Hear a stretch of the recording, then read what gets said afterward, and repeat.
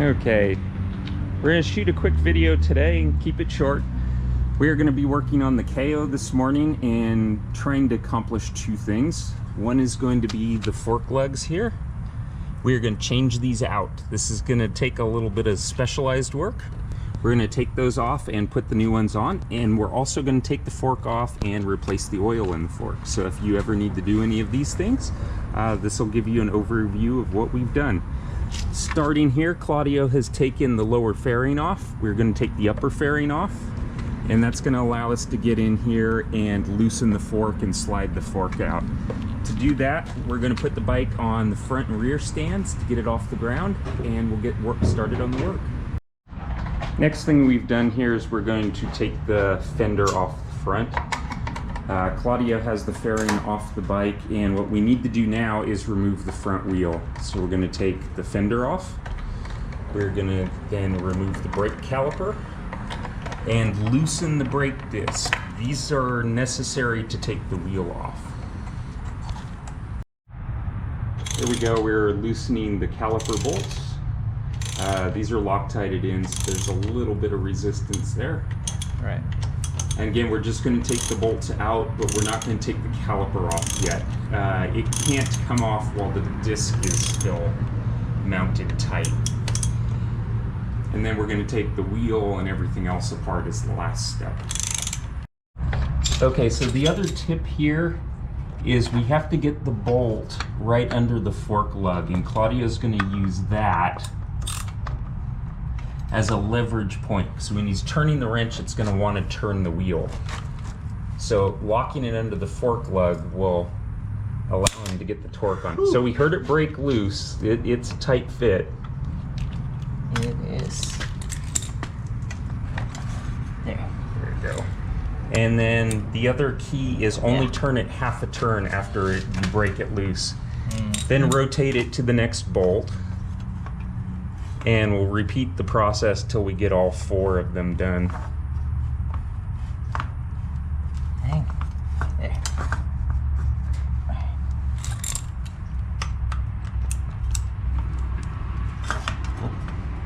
Get it? I think so.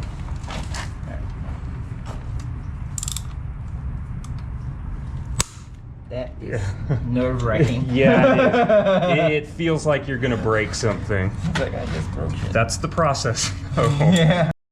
Okay, once we've broken the bolts loose, we have to turn them out 4 turns. That will allow the disc to wobble a little bit, and now with it wobbling, Claudio should be able to slide the caliper loose. That's the trick to getting the front wheel off, is not to take the disc off completely, but turn the bolt out 4 turns so that we have enough looseness in the disc to get the caliper off. Okay, we have loosened the nut on the end of the wheel now, and we're going to remove the wheel. So Claudio's taking the nut off.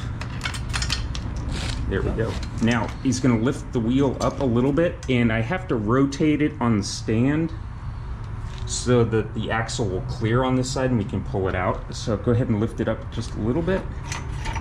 Axle's out, the wheel's down, and keep track of the spacers that fall loose. Yeah. And now we can get the wheel out of there. All right.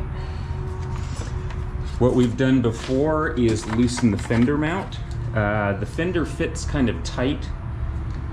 And the next step we're going to do is loosen the clamps to take the fork out. When we take the fork out, the fender will fall loose and we'll have our forks free. Then we can do the actual work of changing the fork oil and putting the new fork lugs on the bottom.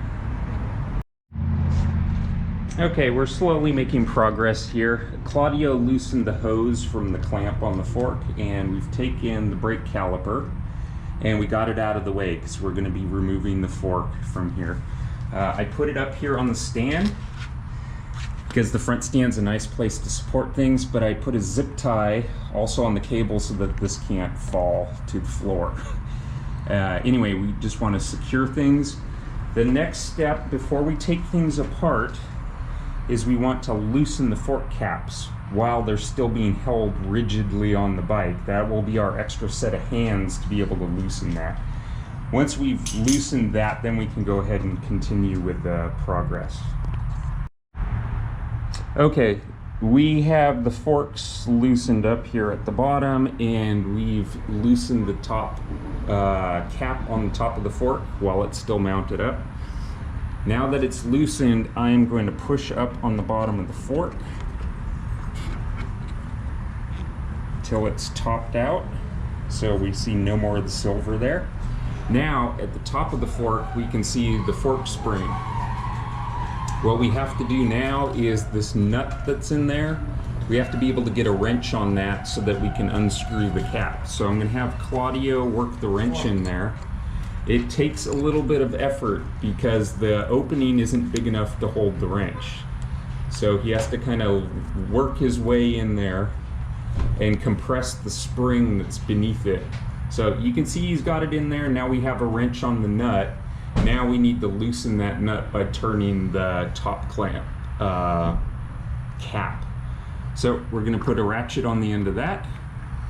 And then now once we get those two parts separated, we're looking to take the black cap off the top of the fork. That's our mission now.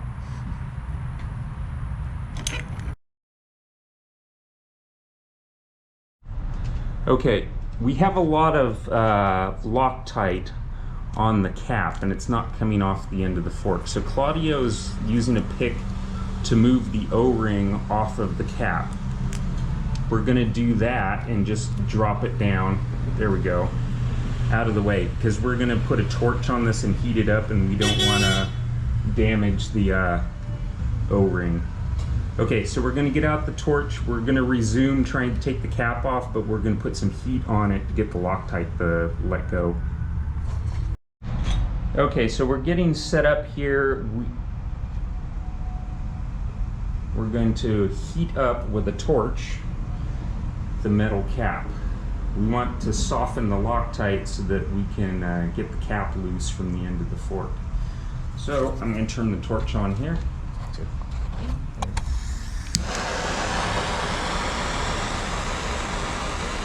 Now remember, we removed the O-ring from the cap. And of course the wrench that's down there is going to warm up too. So we have gloves here so we can do the work without burning ourselves. That's the goal anyway.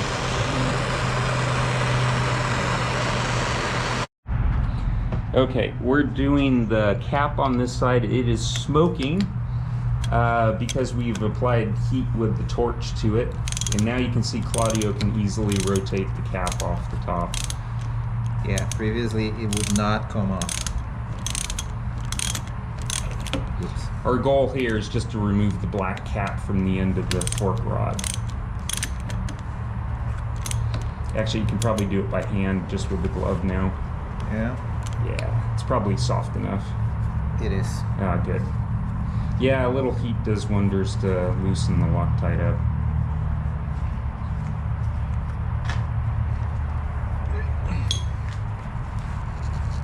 And you can see all that Loctite under there.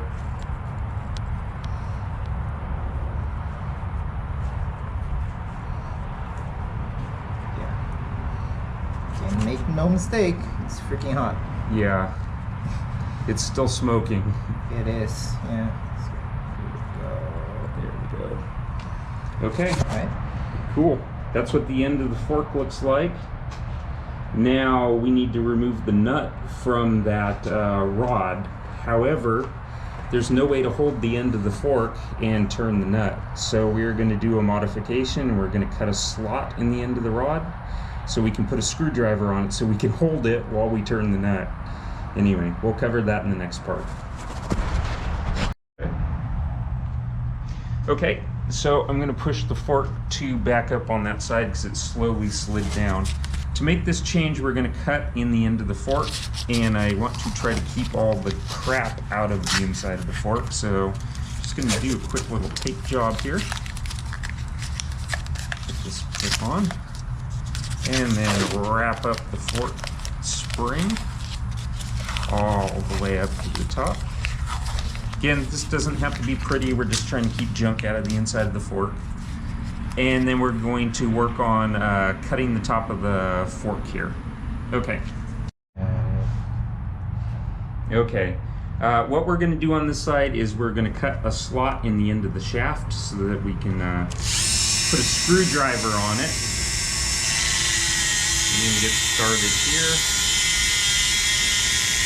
And you will have to make the width of this compatible with whatever screwdriver you actually own. So have your screwdriver ready and test it. Make a cut, then test your screwdriver. You may have to come back and make the slot deeper, or you may need to make the slot a little bit wider to fit your screwdriver. So check it frequently. Can you hand me the screwdriver down there?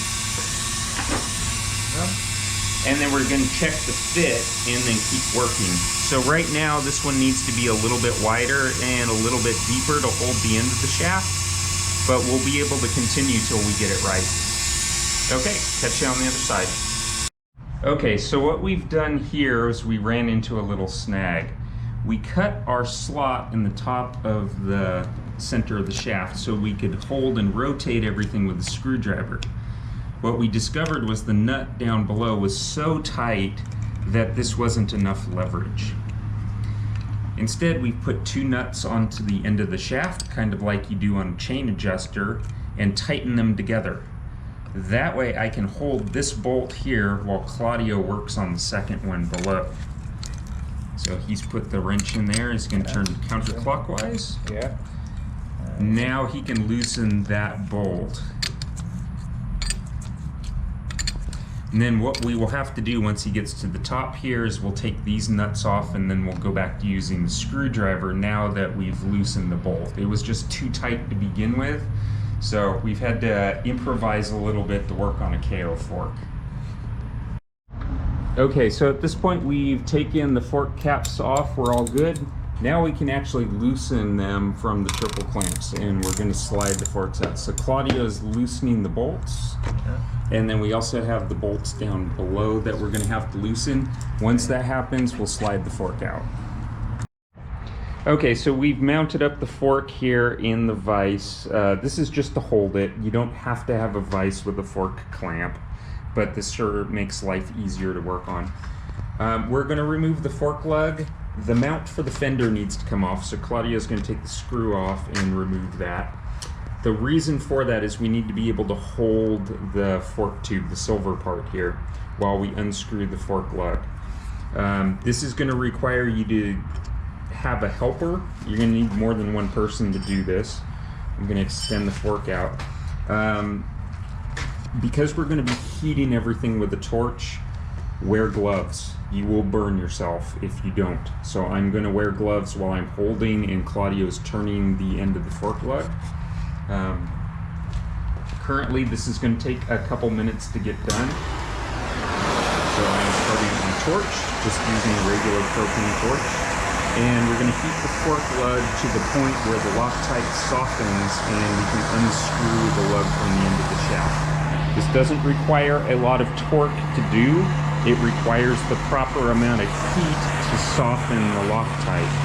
So you're going to have to heat this probably for about 2 minutes or so to get it to the right temperature. Stop, try it, see if it will loosen. If you need more heat, apply more heat. But like I said, it's going to take a minute or two to heat this up with a torch. And then we will by hand unscrew the fork lug. Thank you. Sorry, it wasn't framed center there. Anyway, we'll catch up with a second after this is done heating. Okay, what we have here is we've heated this up for about a minute, minute and a half. Claudio's going to put the axle in and use that to turn the lug because it's really, really hot and we don't want to have to touch it. I am going to hold the fork tube as he rotates it, and it's going to loosen up pretty easily.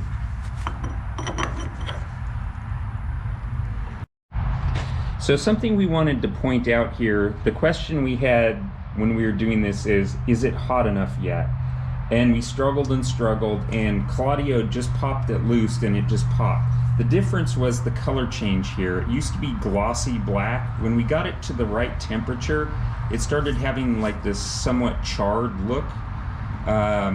That is when it just kind of popped loose and worked easily. Yeah. So look for that when you're heating it. When the part cools back down the temperature, it'll go back to being glossy black.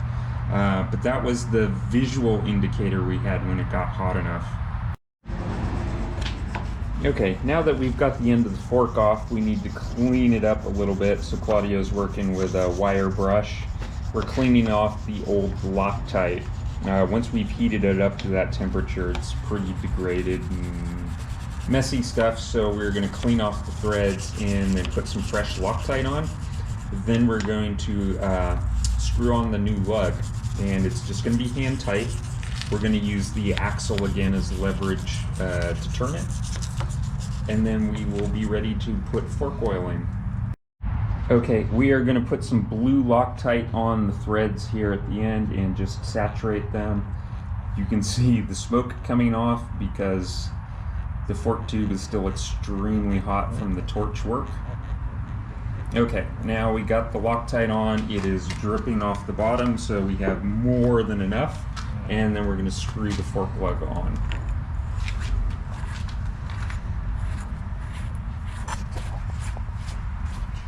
Now I am holding the other end of the fork to keep it from rotating.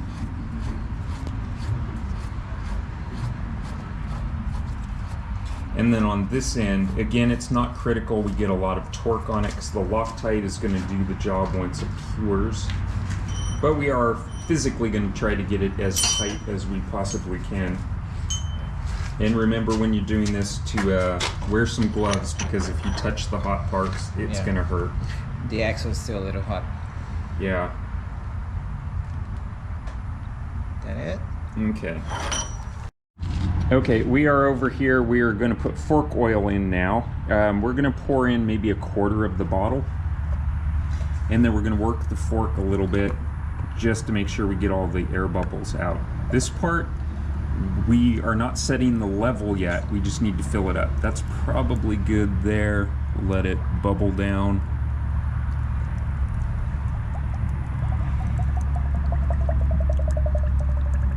You can hear it bubbling. Okay, we're going to pour a little more in. It's not like you're going to use a whole bottle worth. The forks don't hold that much. But we are going to use a fork oil level gauge to set this to the proper level.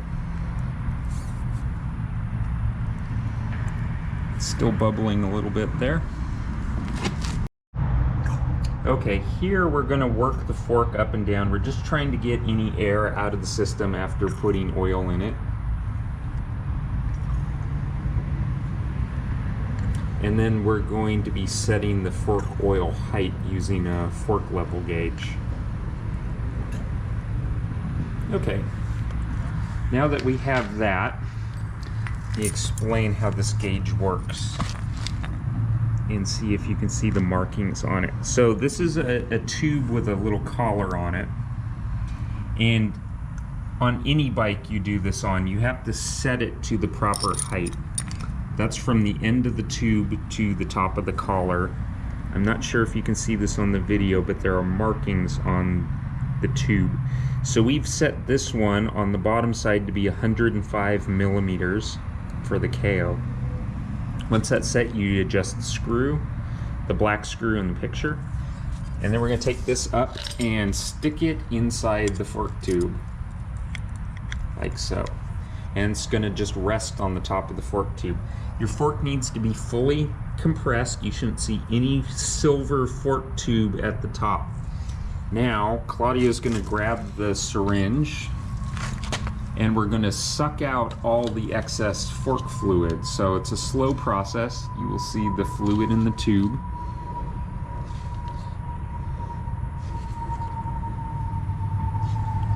And we'll see the excess fluid being pulled into the syringe. There, you just heard that. So we've sucked out all the excess oil, and that's all you have to do, set the oil height, because the gauge gives us the proper height. and we're golden. We don't have to measure the exact amount of fluid we use. The gauge sucks out whatever is too much. Okay, so Claudio's going to put the fork tube back in on this side through the top clamp, feed it up, and then we're going to try to get the handlebar. Okay, push up. You got it? Yep. So if we have extra... Okay, now we got the fork tube lined up. There was a little line on the top. It's that on we the just line. need the line. It's It on looks the like line. that looks good. In order to get it to line up, I had to put a screwdriver down here on the lower clamp and just pry it open. Then when they were sliding the fork tube up, it was able to line up and get set up. So you want Okay, so at this point, we're going to go back and tighten all the bolts for the handlebar here, here. We need one in the top clamp, Do you want to adjust it? and then two in the bottom. That's it. I don't know how far you want to. Yeah, Angled. we'll adjust the handlebar once we get the top clamp. Okay, so what we've done here is we tightened all the bolts to clamp everything together. And then the next step was to drop the fork spring in. And inside there is that little rubber black sleeve. I hope you can see that there. So we had to drop those two pieces in. This center rod tends to want to drop in while you're doing that. So we would put one piece in and then I'd have to quickly catch it before it collapsed. So we're most of the way there at this point. I'm going to get out of the way and I'm going to apply a little pressure to the spring to the side. I'm pulling toward me on my fingertips. That will keep this shaft from collapsing. So Claudio is going to put the spacer back on, and then we have a washer that needs to go on top of that. And I think it's up on the gas cap. Is it? No, that was the other one. The one we just put in. Yeah, Oh, right. So we need the washer and then we need the nut on top that is going to hold everything in place. So Claudia got the washer in. Yeah. And the nut is going to keep everything from collapsing. Now the next item we need to do is, once Claudia has the washer, it's going to tighten the nut just finger tight as much as possible.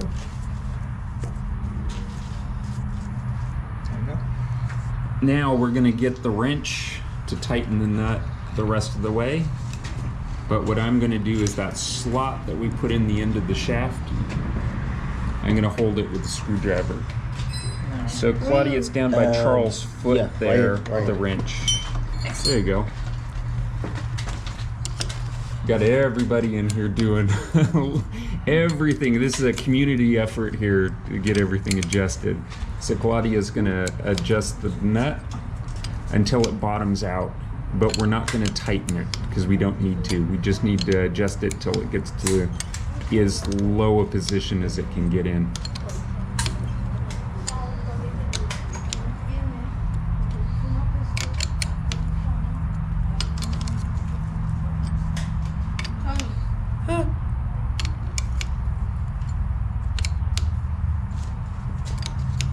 And make sure that you explain that somebody actually have to hold the bottom so it won't fall straight through.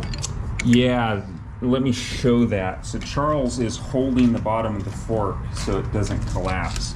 If he lets go of it at the bottom, everything we're working on here is going to drop like 4 inches, and it's going to be really hard to be able to adjust anything. It goes on forever.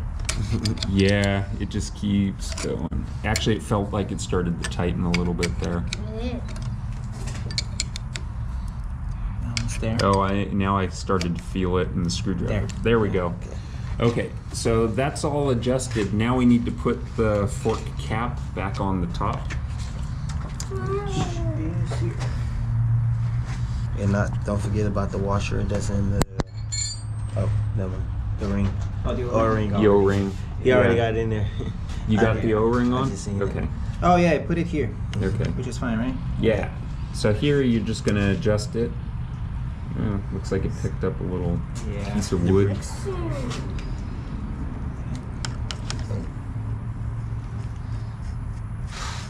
That's Now Claudio's gonna screw that on as far as it will go, and then he's gonna turn it back one turn in the opposite direction once it gets to the bottom. That's from Blair at SV Racing Parts. He said you adjust it all the way and then turn it out one full turn. Now we have a little bit of a gap there, and Claudia's gonna have to get the wrench in there, which, remember, it's spring loaded. You have to work it a little bit. There we go. Now, yeah. Okay, well, the O-rings. Yeah, we'll get the O-ring back onto the cap once we get everything adjusted. So let me get out of the way. So Claudio, you're going to need the ratchet to hold the top of the cap. Oh, yeah. right there. While you turn the other wrench to tighten the nut against the cap. You probably have to turn it 2 or 3 full turns to get that done. This is the trick in reassembling. So you had to take that black cap and turn it all the way to the bottom, then back it out one turn. Oh.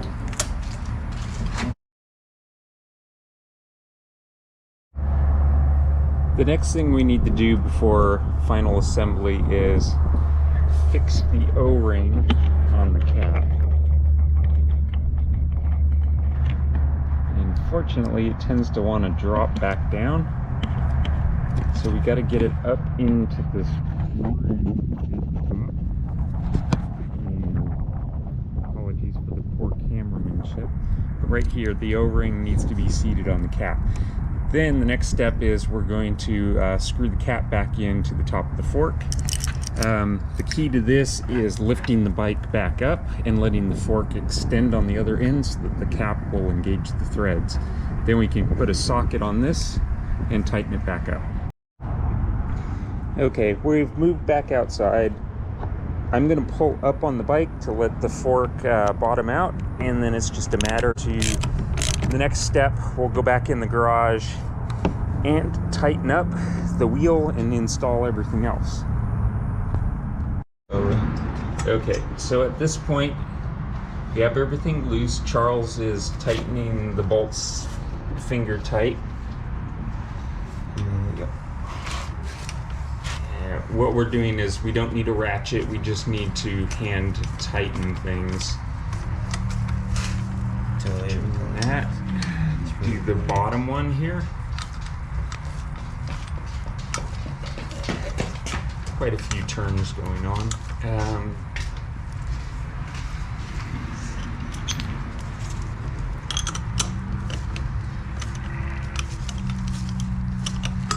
Once you tighten the bottom, it kind of adjust the top. So we're going to get everything set up here up at the top. We need to get the hose back in the clamp. Just adjusted that. And then we will tighten this one up right now. That's the Phillips. Yeah. It's right there. So Phillips screw driver.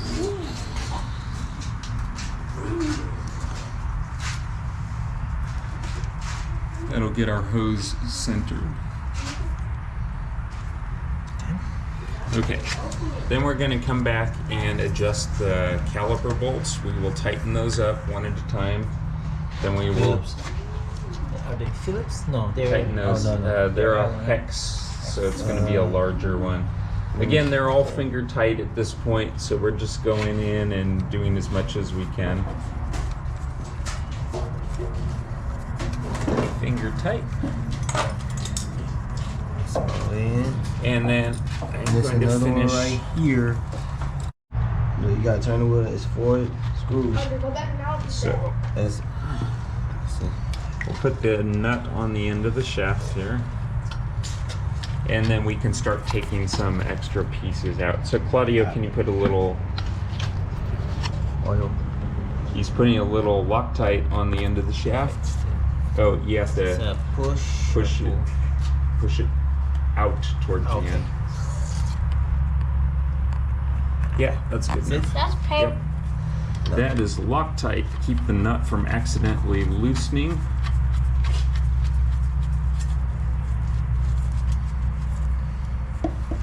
Now that we have the axle in, we can take the little tire wedge that was supporting the wheel. We can take that back out. Let me tighten.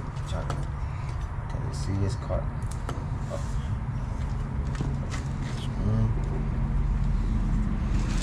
And we're still adjusting the screws holding the disc on. Something. It's not turning. Still catching. Okay, so we're gonna go one at a time and tighten up each of those bolts. But something's okay. There you go. See? There's still one sticking a little out. So we're gonna put we're gonna go in at each of the bolts. We need to get those torqued down. Okay, we've tightened all the bolts on the rotor.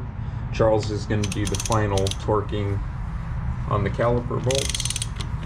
We have some Loctite in there, so there's a little resistance to tightening it.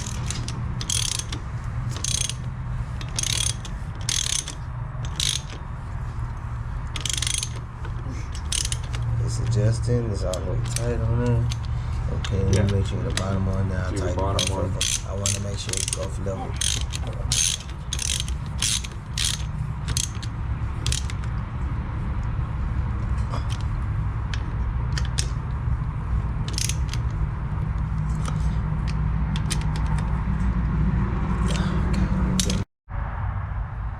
Okay, we discovered something when we were assembling, and that is the caliper bolt is a little bit too long. What we're going to do is cut off 4 threads from the end so that we can reuse the stock caliper bolt. My bike, I didn't have to do this because I have a titanium drilled out fastener that Blair sent me that's a little bit shorter. Claudio doesn't have that part, so there was a little bit difference in the setup. So I'm putting it in a vise here, and we're going to cut off 4 threads from the end, because when we tightened the caliper bolt, it was tightening into the rotor. The disc rotor won't turn because the bolt is too long. So we're just going to manually make it shorter. We're going to take 4 threads off the end because that was what was sticking out too much from the back. So mission accomplished. We have the Kayo down on the floor. It now has its forks reassembled with 7-weight fork oil. We have the new fork lugs that center the axle on the fork center line, so we have some altered geometry there. Claudio has gone out and done his test run. Great success! So brilliant stuff. We are ready for next week to take the bike out on the track and actually have it handle like it should from the factory. Anyway, mission accomplished. It took a couple hours. One final note I wanted to point out is the caliper bolts here. We are using the stock ones. With this fork lug, these stock bolts were too long and were running into the brake disc. So we took about 6 threads off the bolt. We had to cut it with a hacksaw, so that was some extra time spent. With that change though, everything works. The wheel spins freely. Test ride was good. We're good to go. Looking forward to it on the track again soon. Heck yeah.